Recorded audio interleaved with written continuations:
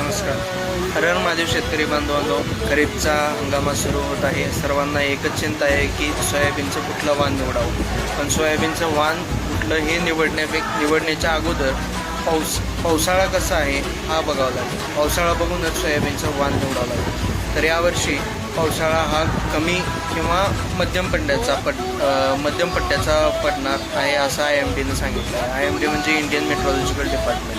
IMDनं म्हटलं आहे की यावर्षी बिलो नॉर्मल पाऊस पडणार आहे. म्हणजे नॉर्मलसुद्धा नाही, बिलो नॉर्मल पाऊस पडणार आहे.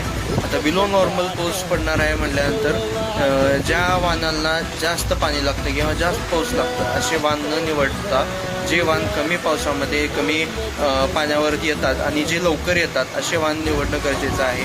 आता त्या वाहनांमध्ये जर बघायला गेलं तर 71 व्हरायटी आहे, 335 आहे, त्याच्यानंतर 612 आहे. हे काही व्हरायटी आहेत की जे कमी पाण्यामध्ये आणि कमी पावसामध्ये आणि लवकर येणारे व्हरायटी आहेत. पण या तिन्हीमध्ये जर बघितलं तर 71 आणि 612पेक्षा जास्त उत्पन्न देणारी व्हरायटी जर कुठली आहे तर ती 335 आहे. आणि आपल्या उमरगा तालुक्यामध्ये 335 ही व्हरायटी कमी खर्चामध्ये जास्त उत्पन्न देऊन जाणारी व्हरायटी आहे. तर पाऊस कमी असल्यामुळे या 3 व्हरायटीचा विचार करावा आणि त्यातल्या त्यात सगळ्यात जास्त बघितलं तर या 3 व्हरायटीपैकी 335 ही व्हरायटीच अधिक चांगली उत्पन्न देऊन जाणारी ठरू शकते.